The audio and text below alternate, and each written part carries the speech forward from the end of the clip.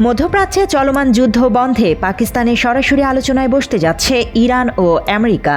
দেশটির রাজধানী ইসলামাবাদে শনিবার আলোচনায় বসতে যাচ্ছে দুদেশের শীর্ষ প্রতিনিধিরা। এরই মধ্যে ইসলামাবাদে পৌঁছেছেন ইরানের প্রতিনিধি দল। শুক্রবার সংবাদ মাধ্যম ওয়াল স্ট্রিট জার্নাল জানিয়েছে, ইরানের প্রতিনিধি দলের নেতৃত্বে আছেন দেশটির পররাষ্ট্রমন্ত্রী আব্বাস আরাকচি ও পার্লামেন্টারি স্পিকার বাঘের ঘালিবাফ। এদিকে আলোচনার জন্য ইসলামাবাদ রওনা হয়েছেন আমেরিকার ভাইস প্রেসিডেন্ট জেডি ভ্যান্স।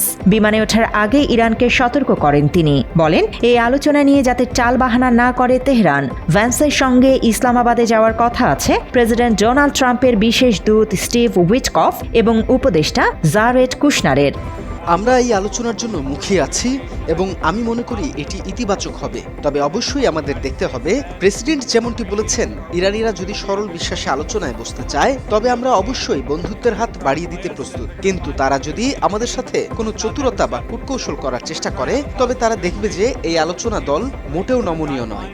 ওদিকে ইরান ও আমেরিকার হাই প্রোফাইল এ আলোচনা ঘিরে ইসলামাবাদে নেওয়া হয়েছে ব্যাপক নিরাপত্তা।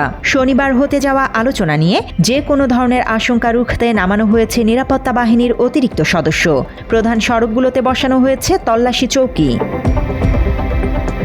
ওয়াশিংটনের প্রস্তাবিত 15 দফা পরিকল্পনার মূল বিষয়গুলো হল ইরানের সমৃদ্ধ ইউরেনিয়াম, ব্যালিস্টিক ক্ষেপণাস্ত্র, নিষেধাজ্ঞা শিথিল এবং হরমুজ প্রণালী খুলে দেয়া। অন্যদিকে তেহরান 10 দফা পরিকল্পনা দিয়েছে, যেখানে তারা প্রণালীর উপর নিয়ন্ত্রণ, এর মধ্য দিয়ে যাওয়া জাহাজের ওপর টোল আরোপ, সব আঞ্চলিক সামরিক অভিযান বন্ধ এবং সব নিষেধাজ্ঞা প্রত্যাহারের দাবি করেছে। আমেরিকার পররাষ্ট্র দপ্তর বলছে, আগামী সপ্তাহে ওয়াশিংটন, ইসরায়েল ও লেবাননের মধ্যে আলোচনা হবে। 2 সপ্তাহের ভঙ্গুর যুদ্ধবিরতি ভেস্তে দিতে পারে এমন শঙ্কার মধ্যেই এই উদ্যোগ নেওয়া হচ্ছে। তবে আমেরিকাকে আলোচনায় বসতে হলে আগে লেবাননে হামলা বন্ধ করতে হবে, সেই সাথে যুদ্ধবিরতি কার্যকর হতে হবে। বিবিসিকে দেয়া সাক্ষাৎকারে এসব শর্তের কথা জানিয়েছেন লেবাননের এক কর্মকর্তা। যদিও ইসরায়েল এ শর্ত না মানায় নতুন করে সংঘাত নিয়ে শঙ্কা থেকেই যাচ্ছে। News desk, Bangla addition.